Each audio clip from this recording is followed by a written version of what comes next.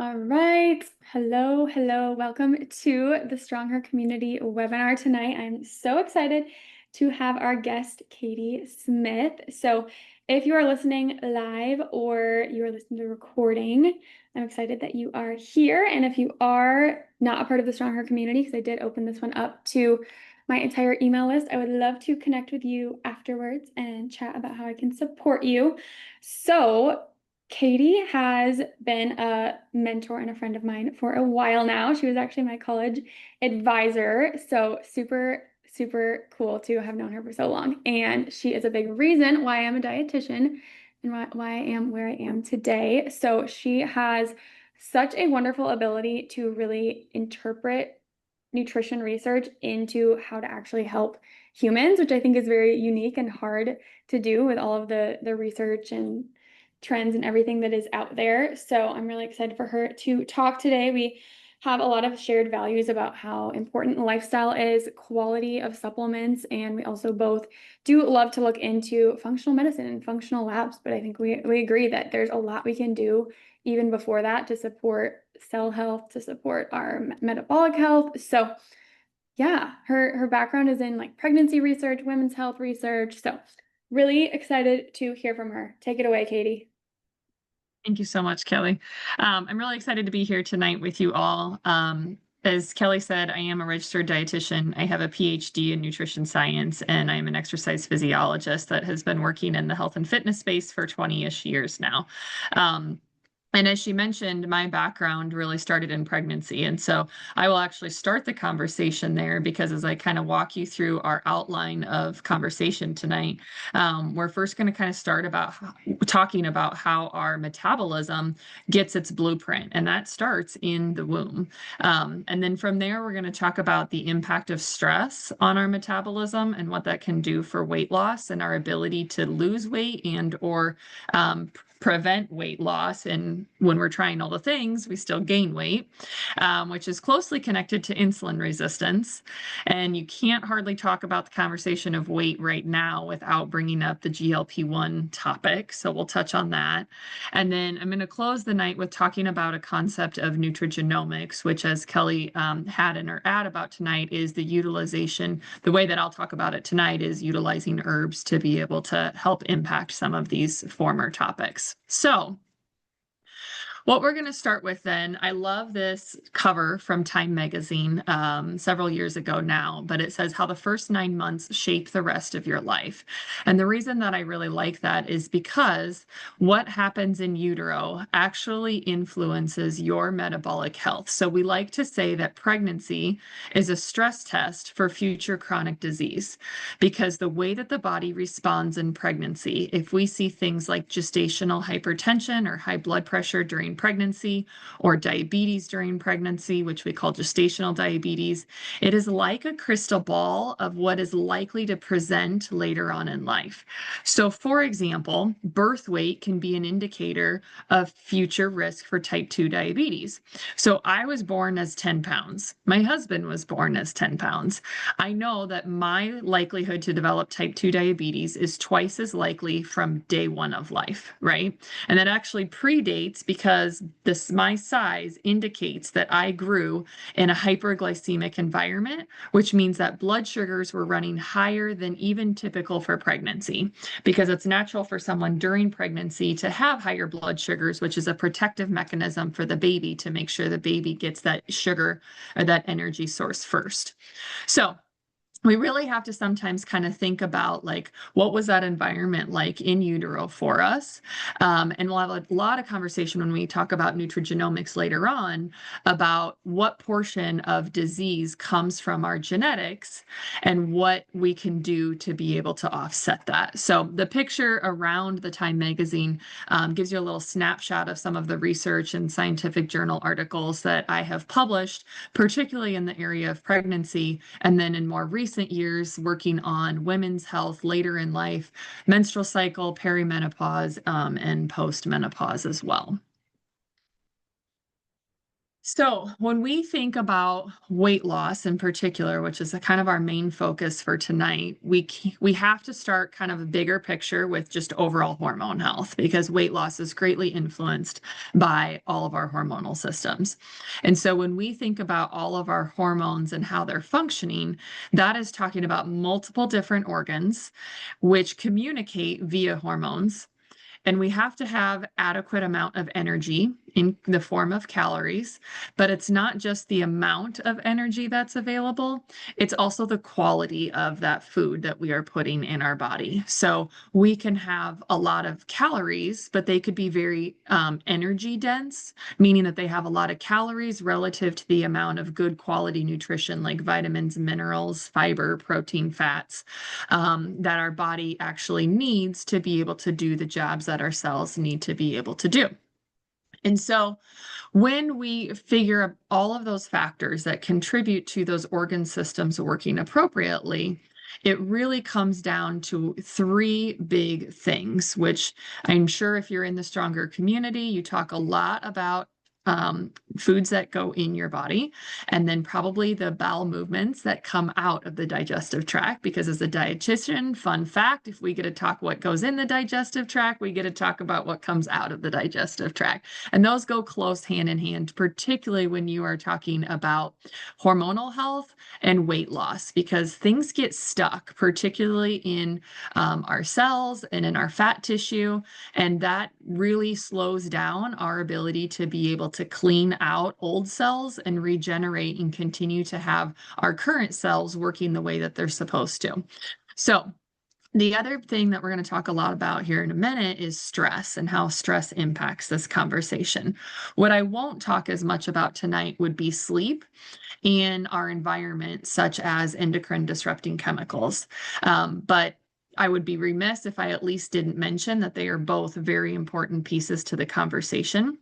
So simply not only getting adequate sleep, but making sure that that quality is really good. You have consistent sleep time, like going to bed, and then what that hour before bed looks like. At least 30 minutes, preferably more of an hour, winding yourself down, trying to minimize screen time, and then trying to consistently wake at the same time are both really important for overall metabolism. So syncing that as much as you can to the natural sunrise and sunset can really make a big influence in energy levels. And when we have more energy throughout the day, we're able to be more active, which in turn helps our metabolic ratio. So, the picture that you see here kind of speaks to what we were talking about on the last slide in terms of reproductive health starting in pregnancy. Because when we are pregnant as females, if you are pregnant with a girl, then you're also carrying your grandchild because those eggs that your daughter is developing inside of her actually start growing when she's inside of you, even though they're immature eggs. And so that environment that your daughter grows in, that you provide for her, really starts to create this generational life cycle for programming metabolism. So that really brings in this conversation of stress because when you start thinking about developing a family and going day to day to job and coming home from the job and taking care of kids or running around, even just without kids, having a lot of things on our plate, constant notifications from our phones, our devices, we're so plugged in these days, it really starts to build stress very easily. And what happens then when our body perceives stress, that message starts in the brain, and the brain then has to send messages eventually to our adrenal glands that sit on top of our kidneys to produce our stress hormone, and that's known as cortisol. And what that job of cortisol is to be able to send a message because it's a hormone. So it's a message to the rest of the body that says, hey, we have a stress that we need to fight off. It doesn't determine between good stress, like a really good workout, right? Or a new baby, or bad stress. whatever that might be in all the thousands of ways that that might present, right? Our body just knows we have a threat and we need to protect ourselves. And so, in order to protect ourselves, it's going to spike our blood sugar because by bringing stored energy out of our cells, like that's stored in the liver, for example, then we're going to be able to have more energy available because glucose in the form of sugar floating around in our blood is the preferred energy source, particularly for our brain. And so that stress hormone is bringing our blood sugar up as a protective mechanism, even though we really work most of the time to try to stay out of high blood sugars and stay off of this roller coaster of blood glucose instability, right? So stress maintains high levels, blood sugar maintains high levels, and then the pancreas is going to detect that high blood sugar and it's going to start to spit out insulin, okay? Now, what happens then when insulin comes is that this starts to perpetuate this cycle. So over time, our cells can actually stop responding to that insulin, and that is called insulin resistance. Okay. So when we have this could be an acute reaction, right? Like I said, the exercise, for example. And then when you break that fast after a workout, particularly 30 to 45 minutes after your workout when your body is most sensitive to that insulin, really important to get that protein and good sources of carbohydrates in right after to be able to drive that right into the muscle for regenerating any muscular repair that just happened during that workout. But over time, when we don't deal with our daily stressors appropriately, then really the small trivial stress triggers this into becoming a long-term chronic situation. And what then the body does is it starts to shut down processes that are not actually required in terms of physiology to be able to survive. Because then the body is so smart that it tells us we just need to survive. We need to shut down any pathway that is not requiring our body to keep our heart beating and our lungs breathing. Okay. So what that means is it's going to decrease our ability to be able to digest our food appropriately. So you might be getting adequate amounts of protein, for example, but if you don't have the appropriate digestive enzymes or I'm just going to keep it simple for tonight, digestive enzymes or juices to be able to break down your food and your protein, then your labs may show and your symptoms may present as though you're not getting enough in, when the reality is you just can't break that down and absorb it. Okay. Or maybe you have GI side effects. You're more bloated, constipated, cramping, abdominal distension. All of those might be indicators of poor digestion from chronic stress. We also are going to conserve energy. So rather than utilizing the energy that we take in to be able to expend for our daily activities, whether that's intentional exercise or just your daily work, cooking meals, things like that, we're going to be more likely to store that energy as fat so that when this stress hormone peaks again, we can pull out that stored energy to be able to have energy to fight off that stress. Okay. So that means that even without eating, our blood sugar starts to spike. And so when we continually have this cycle of stress that's not appropriately dealt with, causing high blood sugar, causing high insulin, then insulin becomes really efficient at storing that energy in the form of fat. And it's making it really difficult to lose weight, regardless of the dietary pattern that we're following, regardless that we're doing the workouts that Kelli is telling you to do. You might even be experiencing weight gain in a form of body composition that you're not ideally looking for, right? Because when our body continually deals with cells that are not responding to insulin, then we can't lose weight. So making sure that we're thinking about controlling the blood sugars, but also controlling our stress is very closely related to weight and weight loss. Okay. So I'm not going to say you need to decrease your stress. However, that might be a conversation that's relevant for some people, just simply kind of looking at where is stress coming into my life that I might be able to say no to some things or step away from some responsibilities. Or do I just need to fuel my body and maybe add some tools in my body's toolbox to be able to more effectively manage the stress that I do have because I'm not able to decrease it? That's going to be an individual conversation for everybody. So when we think about what causes insulin resistance, there's really a whole fan of things that contribute to this. So we mentioned stress, but if we kind of go around the circle here, when we carry weight around our abdomen, that particularly makes us more prone to being insulin resistant. We call that abdominal obesity. That tends to happen as we approach menopause in particular. It could be lack of exercise, but I would also say that even someone that might get up and do their daily exercise can be at risk for insulin resistance if they have long bouts of sedentary time throughout the day. So we have to continually make sure that we're getting up, set a timer or something. If you've got a smartwatch, sometimes they can kind of buzz for you to remind you that you've been sitting too long. You want to keep those muscles awake to actively be taking up that sugar in your body to be able to make sure that we're keeping those blood sugar levels appropriate. We mentioned sleep, but it's a great experiment in class when I have students test their fasting blood sugars, particularly if we do it around midterm, because if they're staying up late and studying or anything in life that's going on that's causing us to lose sleep or not sleep well, we oftentimes see higher fasting blood sugars as a result of that too.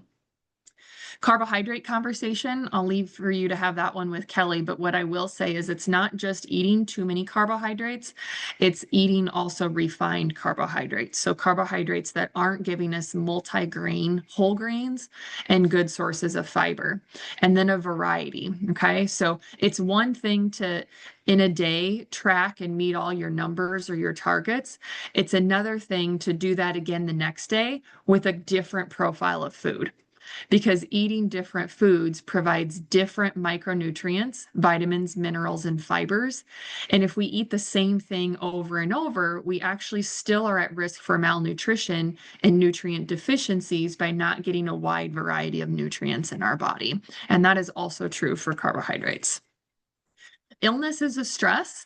And so chronically being ill probably indicates some issues, most likely stemming in your gut, because everything starts in the gut and 80% of your immune system is in the gut. But that becomes a stress to the body, which can drive inflammation and drive insulin resistance. We're going to talk a lot about genes here in a little bit. But of course, just like dating back to the in utero environment, if diabetes runs in the family, that can make us more prone as well. And then we're going to talk a lot about aging, and just naturally as we get older, our cells really start to kind of slow down in terms of their function. And part of that is becoming more resistant to insulin. So they're ignoring that insulin when it's produced. So it's important to remember that really only a third of the causes of insulin resistance is related to the food that we eat and the physical activity or exercise that we do. So we have to think about having tools in our toolbox to manage stress. We have to think about sleep, and we have to think about how can we age gracefully outside of food and exercise, other things that we can be doing. So genetics actually only accounts for 10% of disease, okay?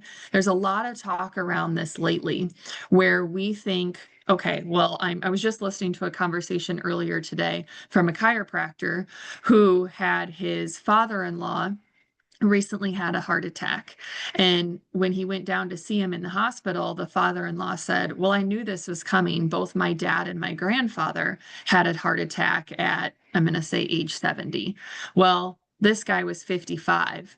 And so he essentially just prepared that at some point in life he would have that. When the reality is that really only 10% of our disease accounts from our DNA and our genetics. The rest of it really is the environment that we put those genes into. And so that's where this conversation and this word nutrigenomics comes into play. That when we utilize nutrition or things like lifestyle, exercise, the endocrine disrupting hormones. All of this is related to epigenetics, and that is how your DNA and your genes can change in terms of their activity levels. So you can't change the DNA that you were given from your parents, but you can change which genes are turned on and which genes are turned off by influencing the environment that you put them in. So later on in the conversation, you're going to hear me say, take it to make it, which means that you can utilize herbs in particular to be in the right recipe, to be able to change which genes you have turned on and which genes you have turned off. So that might be allowing your body to be able to make more antioxidants. So that's why fruits and vegetables, for example, get a lot of attention. They have fiber and they help you fight off oxidative stress in your body. Okay. You might be able to make certain types of proteins better from herbal recipes or from nutrigenomics, certain enzymes, even GLP-1 hormone, right? So let's talk about GLP-1 hormone.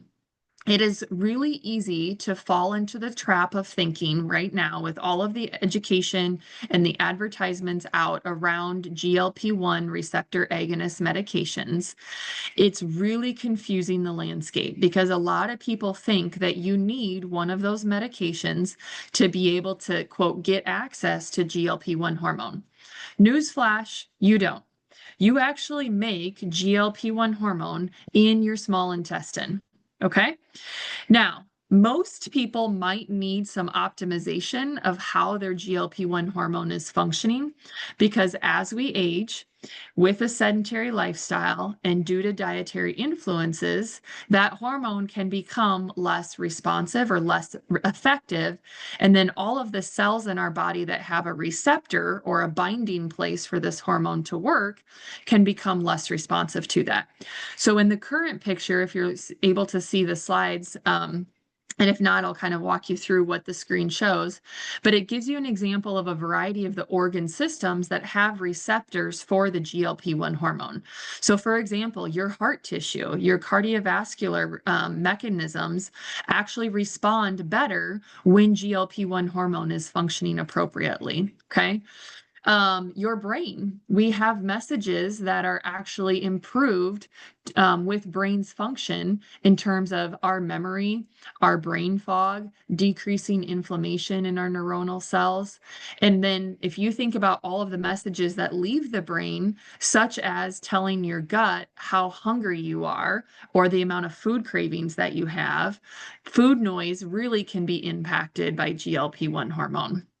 Your liver. Your liver is your number one detoxification organ in your body. It does over 500 different functions for you. And GLP-1 hormone drastically influences liver function. It's also the first place of where estrogen becomes metabolized after it's been utilized in the body. So having good liver function is important for metabolizing your old estrogen. And then the pancreas, we kind of mentioned when we were talking about insulin, because that's where insulin is made and secreted. So it's really important. GLP-1 hormone has a close relationship with helping you manage your blood sugars. And then, as I mentioned, satiety or how full that you feel, it also has an influence in your digestive tract to be able to influence how quickly you are you are emptying your stomach, which influences that satiety, right? But also making sure that we're moving things progressively when they get lower into the digestive tract to make sure we're not constipated and we are moving out old metabolic waste. So I want to introduce to you some of the herbs that I like to use in my practice to be able to particularly influence GLP-1 hormone without the medications out there like Ozempic, Wegovy, Mounjaro, tirzepatide, those types of things.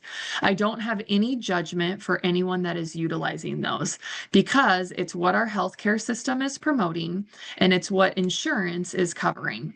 And it's not even a provider's fault typically because they only know what they know and what they're taught. And so they don't know what they don't know. And the sad part and the reality is that nutrition is not required in medical school. Last time I saw saw it was something less than 15 or 10% of medical schools that require nutrition education. Okay. So utilizing approaches like herbs are completely not even in the wheelhouse for most medical providers to be able to discuss.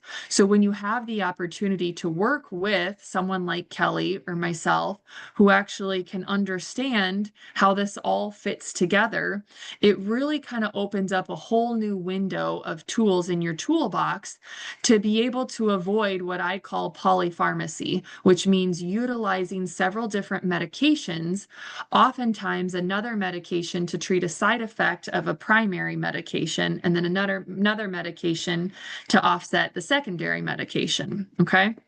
So the first one that I'll introduce to you is this combination of herbs in the blue bottle called Protandem. That's 5 different herbs. I will list specifically the herbs here in just a little bit. And then also a natural GLP-1 activation system that's called MindBody. So together, we call this the healthy weight stack because both of them individually have a lot of value. But when you pair them together, herbs work synergistically better in tandem with each other. And that's actually how the name of the blue bottle came to be. Pro tandem, saying that herbs work proactively, more effectively in tandem with each other. So what we have seen with this combination is that we are actually activating 22 new genes that were not turned on when either system was used separately.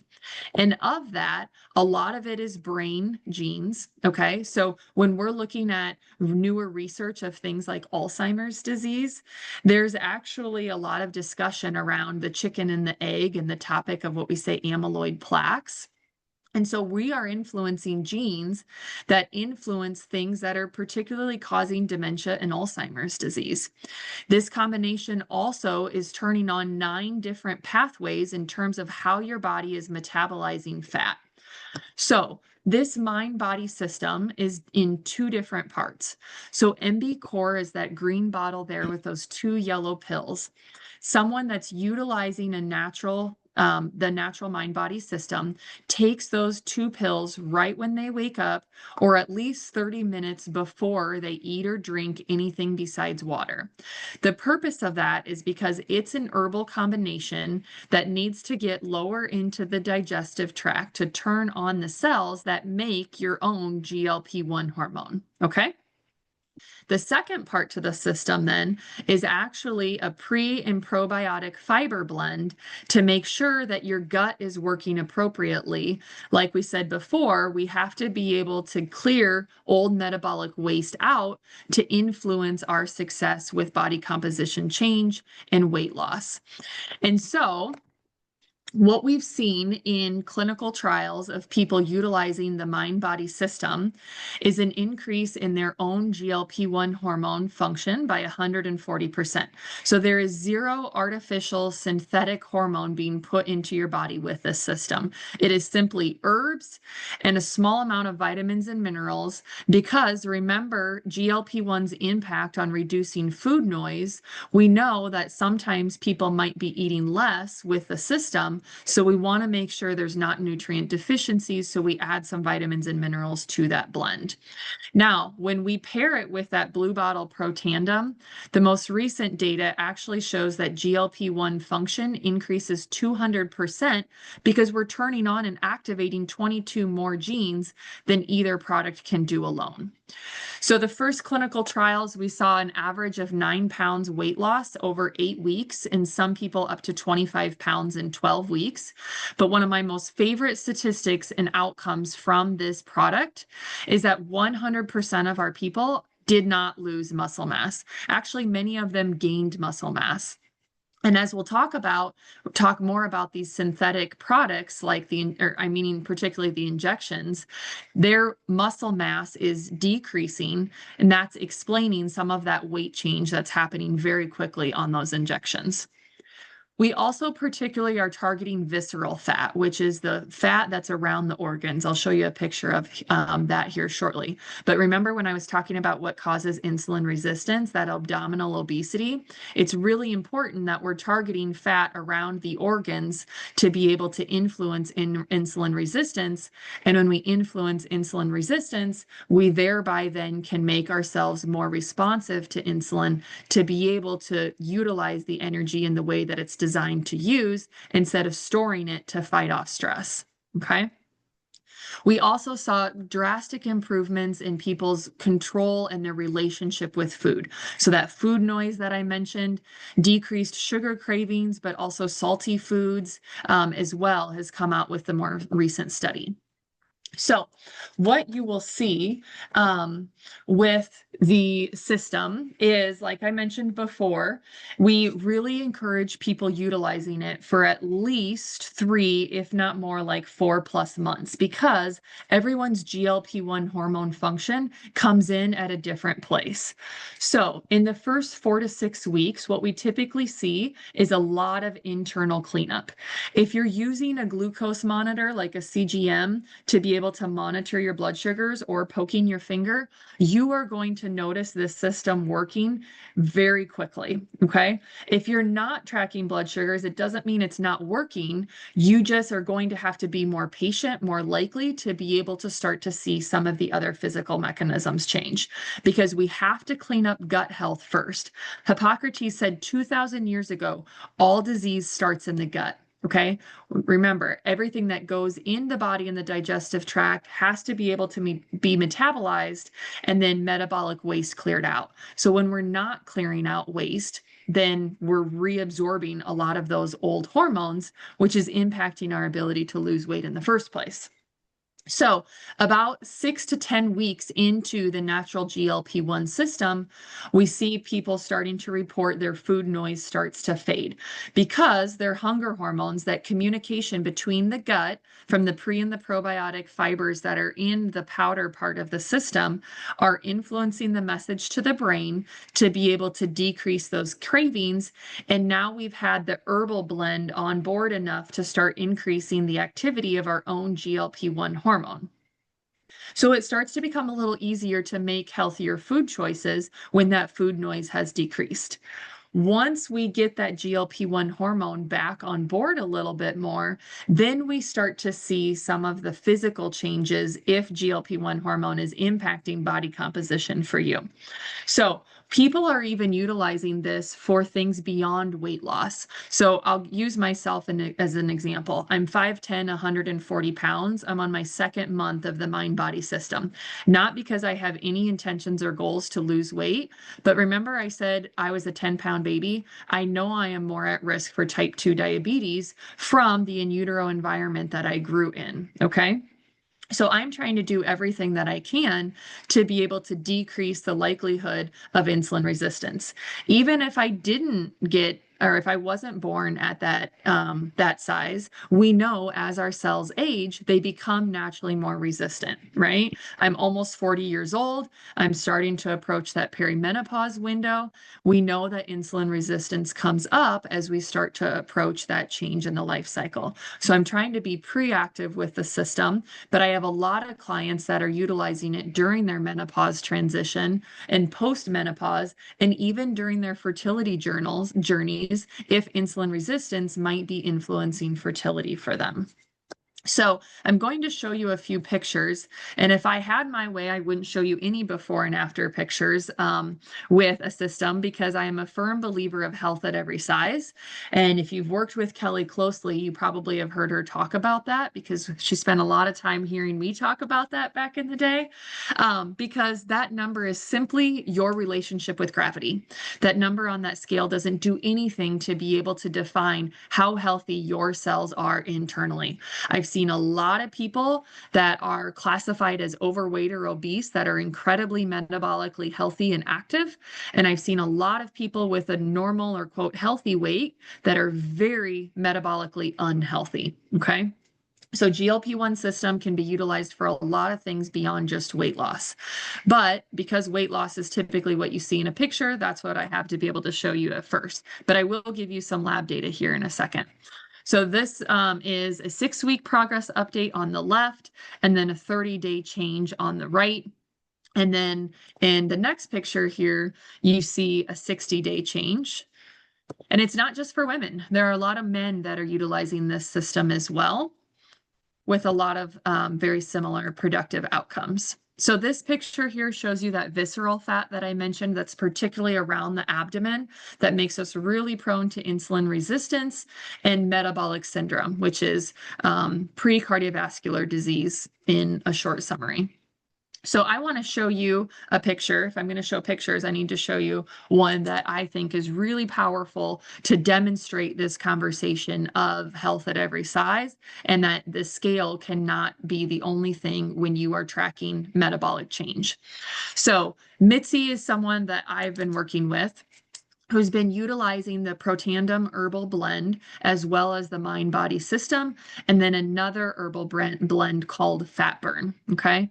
And you can see at the top there her before picture of March 5th, and then 20 days later from utilizing the system. And then the picture down at the bottom is actually May 4th to June 27th. So just shy of about 8 weeks. But you can see the difference in the pair of pants that she is wearing. So if you had to guess in your head, and you're looking at this, you're able to see the picture, just kind of put in your head what number you think has changed on the scale to be able to allow those pants to go from the original gap of being buttoned down to just a couple of inches away from being buttoned about 7 weeks later. If you said 20 pounds, you're wrong. If you said 10 pounds, you're wrong. If you said 5 pounds, you're wrong. That is a 4-pound difference on the scale. But when you optimize your GLP-1 hormone and you reduce your oxidative stress, your inflammation decreases. And we're also optimizing body composition, because if we're not losing muscle mass, then that number on the scale may not change if we're maintaining or gaining muscle mass, particularly when and if we're lifting weights as well, which I'm a huge proponent of, especially as we get closer to menopause. So lab values that I promised were becoming, now this is where I really geek out, and I would show you lab value after lab value result if everyone else got as excited about labs as I do. So I'll just give you one example, which is which I think is really remarkable, because these are before and afters with only 6 weeks utilizing the healthy weight stack. Okay. So that is total cholesterol went from high to normal levels. Their LDL cholesterol decreased from a number that typically would be recommended to utilize a statin medication, 137, down to 115. Her hemoglobin A1C went from pre-diabetes to a normal range. We'd still like it to see lower, but again, that was in 6 weeks. Her cortisol decreased 25%. Okay, that's that stress hormone that we talked about, that when cortisol runs high, our insulin runs high, and then we have the inability to lose weight. Her uric acid decreased. So that's a measure that is utilized for gout. When people are struggling with that, their uric acid levels tend to be high. And my most favorite of all of her lab values that improved was a 50% decrease in her fasting insulin. 6 weeks, the fasting insulin decreased by 50%. So Mitzi, on the last slide that I showed you that picture of with the 4-pound change in the genes, she was using a CGM. She messaged me on day 3 of utilizing the system and said, I just ate a bagel and my blood sugar is 130.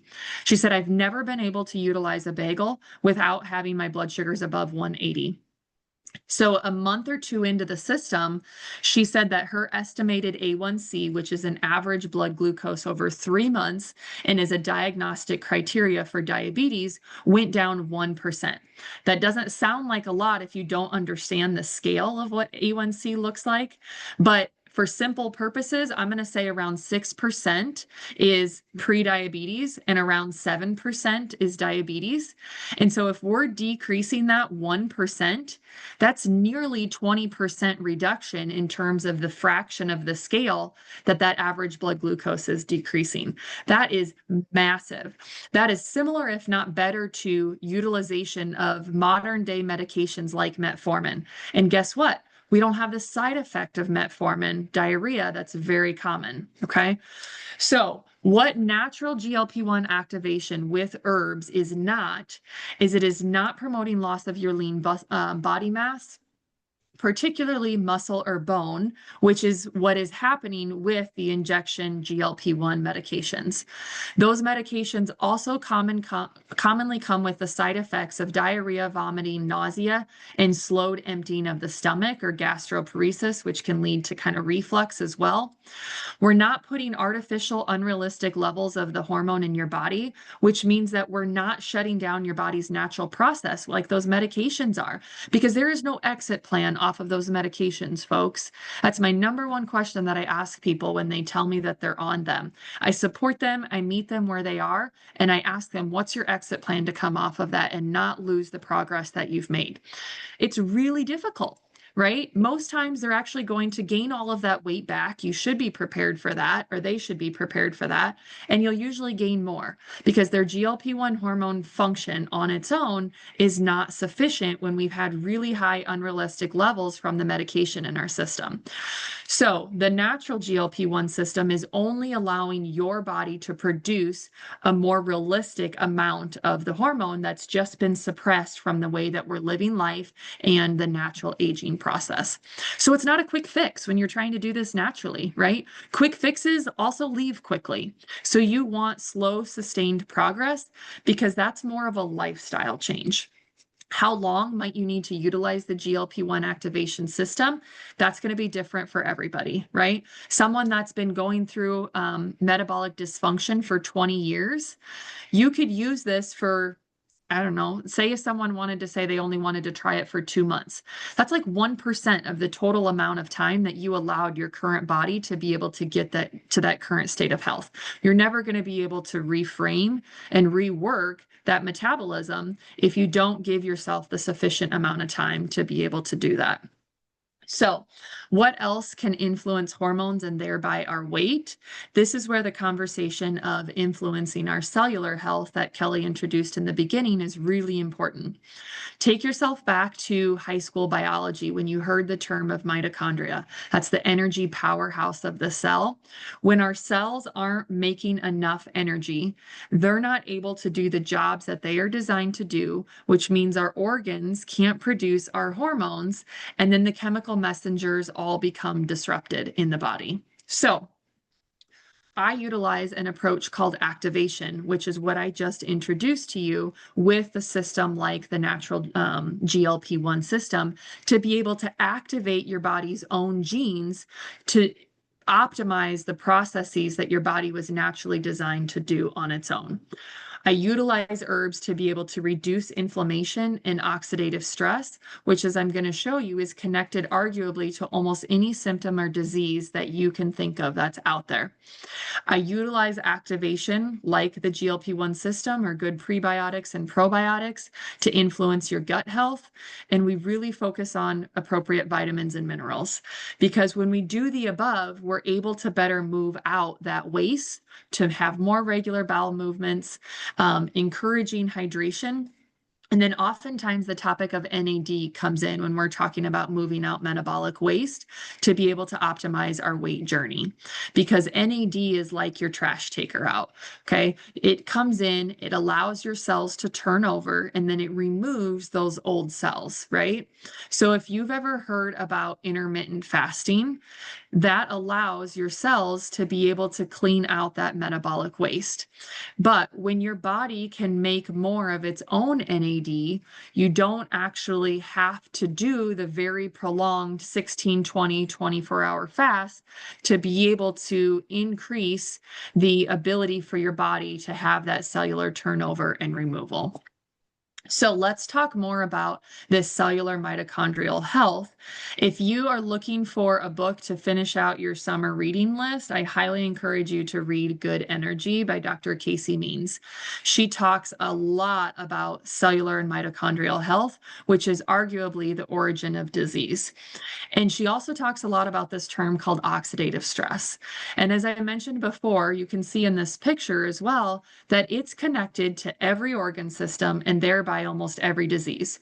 So my challenge to you right now is to take your phone and Google oxidative stress and a pain point that you have in your life. Okay. Oxidative stress and skin wrinkles, oxidative stress and hot flashes, oxidative stress and heavy, intense periods, right? Whatever it might be for you. Maybe it's rheumatoid arthritis. Maybe it's Hashimoto's. Maybe it's Ehlers-Danlos syndrome. You will find a connection between oxidative stress and almost anything else that you can think of. So what it is our cells building up the amount of stress that they perceive on a daily basis because of our food supply, because of just the daily stressors that we encounter, the air that we breathe, the water that we drink, the products we put on our skin, the clothes that we put on our body, the sheets, the furniture, everything helps. And I say helps kind of comically to contribute to this oxidative stress. So if you were to Google oxidative stress, you're going to find hundreds of thousands of research articles in a medical database such as PubMed that's indicating to you the importance of reducing oxidative stress because of its contribution to disease. And what you can see on this next slide is that as we age, the levels of our cells experiencing that oxidative stress drastically increases. Okay. Now, remember when I showed you the natural GLP-1 system with this blue bottle protandem that meant herbs working proactively in tandem with each other? What our clinical trials have shown with protandem is that even American Heart Association and Harvard and a whole host of other research institutions have supported the fact with their own research that taking protandem daily reduces that level of oxidative stress on average 40% in 30 days and 70% in 90 days. Okay. You can't out eat the number of blueberries and broccoli and Brussels sprouts that it would take to be able to have a ratio of the amount of your body making its own antioxidants like you can with protandem. Because this whole we take something to make it with protandem Nerf2, this blue bottle, you are taking the herbal complex to allow your body to make glutathione. Glutathione is your body's most powerful antioxidant to help fight off oxidative stress. So these herbs are turmeric, milk thistle, green tea extract, ashwagandha, bacopa. Maybe you've heard of some of these before. Maybe you think, well, I'm already using turmeric. I've already used ashwagandha. Guess what? So was I with clients, but a lot of times they're used individually. And again, herbs work better when they complement each other and they have to be in the right dose. I have a client who has been utilizing these herbs as well as a few others for her son with ADD, ADHD, anxiety, and depression. And she looked at the labels at one point about a month in, and she's like, Katie, I never realized that we had tried all of these herbs individually from a functional doc or a naturopathic doctor, as well as 2 or 3 different specialists at the Children's Hospital, but they didn't have the same outcome as they did when we started utilizing the protandem series because of the dosage and the recipe that they're actually put into. So protandem Nerf 2 is only one of the series that is available of these herbal complexes, because you can also take a different protandem called Nerf 1 to help your body make more mitochondria. That's that energy powerhouse of your cell. And it's not just to help your body feel more energetic, it's to help your cells have the energy they need in the form of ATP to do the job that they were designed to do. And that's every organ system in the body needing that cellular impact. And then protandem NAD helps you to take that trash out for that cellular renewal that we were talking about. So the herbs in Nerf 1, maybe you'll recognize some of these: alpha lipoic acid, CoQ10, grape extract, quercetin, acetylcarnitine. All of these are NSF certified, which, if you're familiar with looking at supplement quality, is a really hard certification to get that speaks to the certification that it is in here, what is on the label, and that it is doing what it's designed to do. Um, and then we talked about NAD, so I'm going to, for sake of time, kind of skip over that. But again, you don't have to, if you took, let me explain this. If you took a supplement of NAD or glutathione, that is not the same as taking the herbal complexes of Protandim to allow your body to make its own glutathione or its own NAD. Because anytime you take a supplement, you are taking a often synthetic form of a very high level of something. And that puts your body at risk for toxicity and adverse side effects, right? So for example, NAD is blowing up in medical spas or IV infusion centers. That's going directly into the bloodstream and has the ability to have adverse side effects. But while it might make you feel better for the next 24, 48 hours, it's not going to continually help your body make its own NAD like these herbs are. So I compare the herbal blend like stocking your kitchen pantry with the recipe that you, or the ingredients that you need to be able to make the recipe of glutathione or NAD when your body needs to decrease oxidative stress and to be able to take out cellular waste or increase energy levels.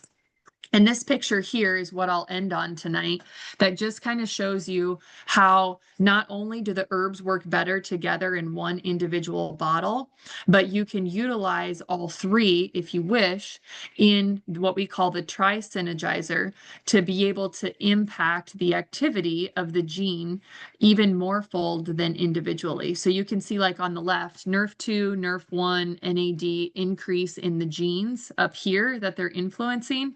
But when you take all three blends together, you are increasing your inflammatory gene 848% in terms of the ability for that gene to respond to inflammation.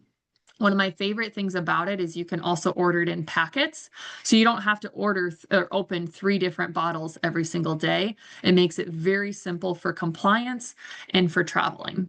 So we're coming up on 7 o'clock. I know that probably felt like drinking from a fire hose, but I will take any questions at this point in time if anybody has any, or Kelly, if you see any in the chat.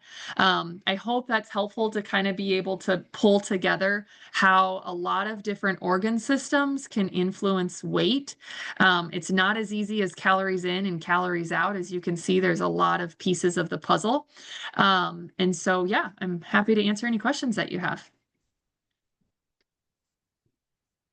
Yeah, Heidi or Joy, if you guys have any, feel free to turn on your mic. I think I don't really have many. You answered it. I always learn something new every time I hear you chat about these things, but yeah, do you guys have any?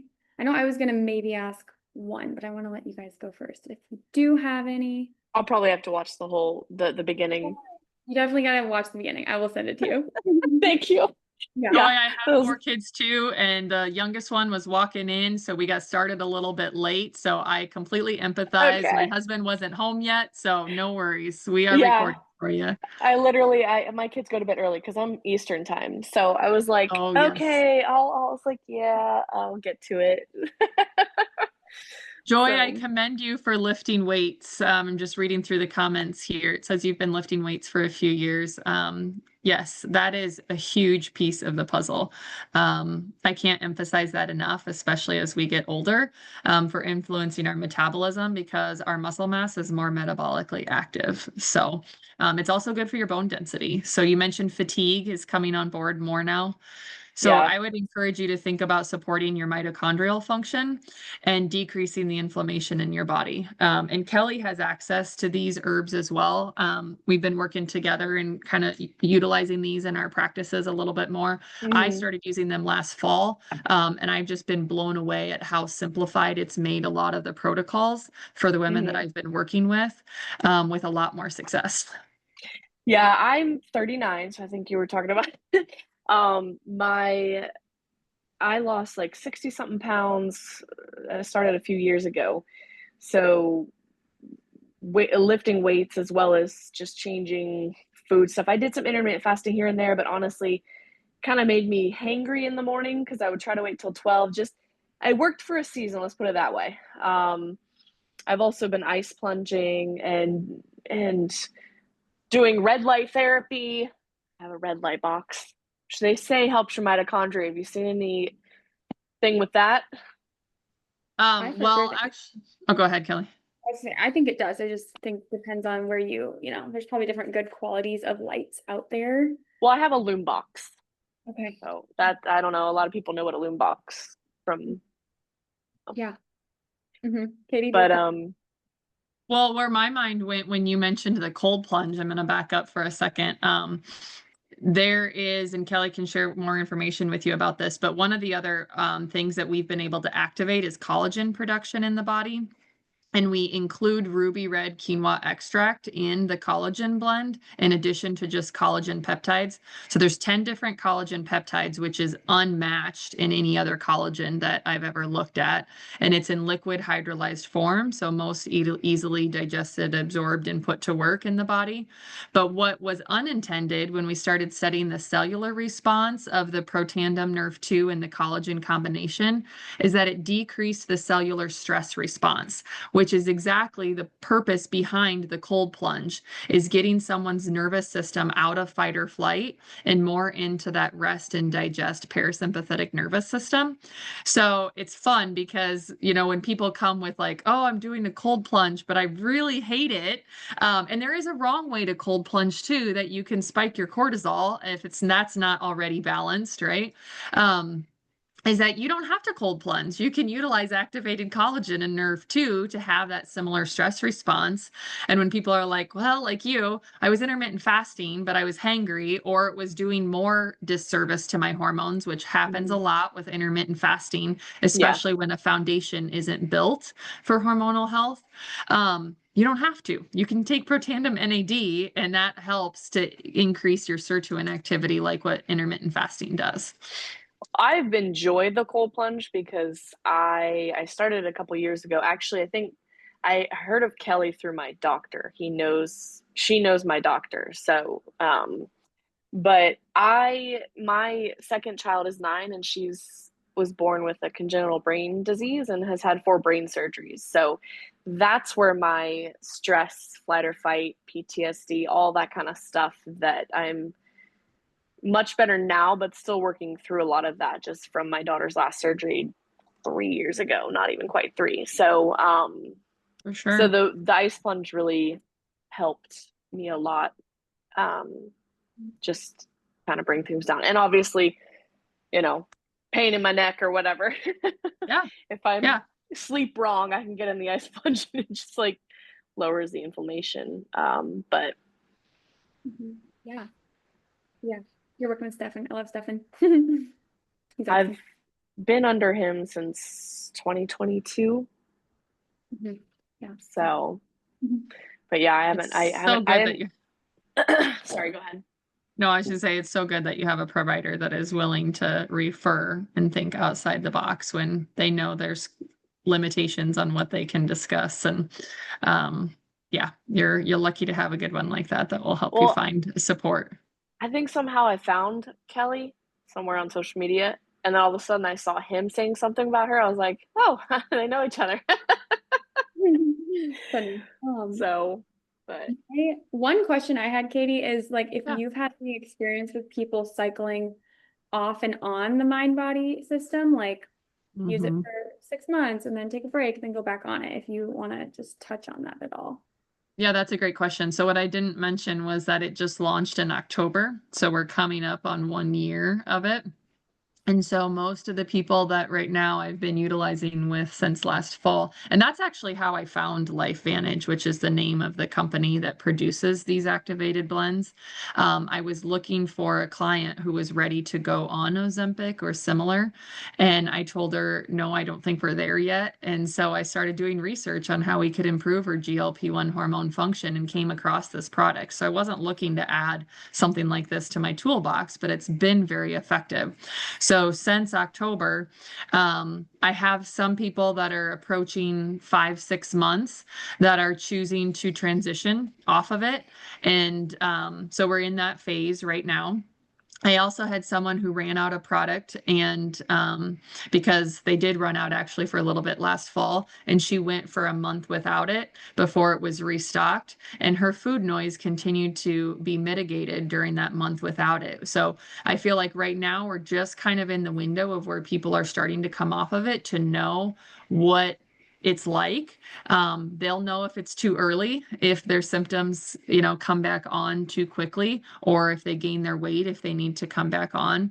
I'm also helping a handful of people that are trying to transition off of the injections, and we're utilizing the mind-body system at the same time to help prevent the amount of weight that they will gain back by actually coming off of those injections. So we're trying to get their gut function back on board while they're still utilizing the injections, and then working with their doctor to be able to decrease the dose of their injections.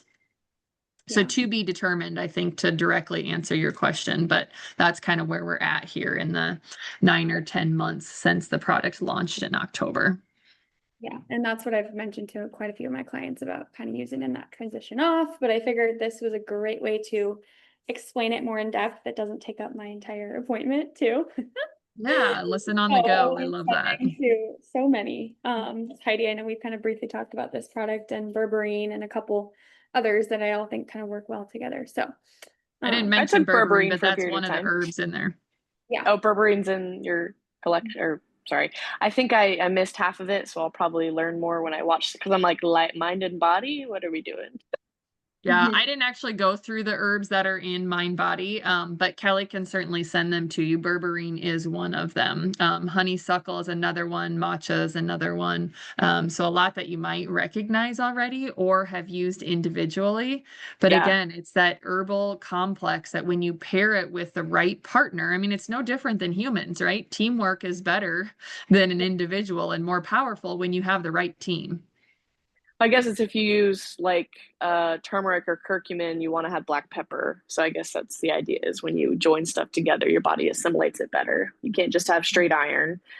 You got to have something to help it absorb, right? Is that the same idea, essentially? Yep. It's complementary. Yeah. Yeah. I mean, I'm probably going to need to get some lab work soon anyways, because I haven't had any since last year, but like January to now, I've still been working out more, and the fitness trainer or whatever person was like, I think your body's under stress. Like maybe you need to work out less and eat more often. I was like, okay, so I'm either not eating enough, eating too much, or working out not enough for, it's a very, but I'm also 39. I think hormones and stress. She's like, you need to figure out how to lower your stress. I was like, okay, well, can't get rid of my kids and no, or my body's response right now. I don't know. Right. So, have you ever targeted gut function? I mean, I don't have any signs of like issues with my gut. I'm not really sure if there's something I should be looking for. You may not have GI side effects, but a lot of origin of stress management can date back to the gut and the message that the bacterial composition in your gut is sending to your brain. And then the brain is sensing the stress and sending the message to produce the cortisol. So it does all lead back to the gut eventually. And along that pathway, there's the message that gets sent to the thyroid, and the thyroid can communicate to the ovaries. So you might talk to Kelly about some interventions gut-wise as well, or utilizing some of the tools like the Healthy Glow Stack that we talked about, just simply Nerf 2. That's $2 a day. I guess I didn't even get into cost, but if you're curious, Nerf 2 is $2 a day. Like you cannot go and get your coffee if you're purchasing it elsewhere pretty much for $2 a day. So it is now, I was a very minimal, still am a very minimal supplement person, because I always try to allow my body to to do what it's designed to do on its own, Yeah. with the exception of a good quality multi, omegas, and vitamin D. And now Nerf 2 is a piece of that puzzle, and arguably Nerf 1 and NAD as I'm aging as well. So it's just what I've seen it do for people has been moving mountains. Literally, when someone messaged me from the top of a mountain in Norway and hiked 8 to 12 miles a day a couple of weeks ago after struggling to do a 3-mile walk regularly since having long COVID 5 years ago. So Yeah. Okay. awesome. Well, thank you guys for your questions and for popping in, and anybody listening to the replay. Thanks again, Kelli, for the invite. Thank you so much. My boyfriend's waiting for me outside, so I better get out there. Tell him hi. See you guys. All right, bye. Bye. Thank you. Bye.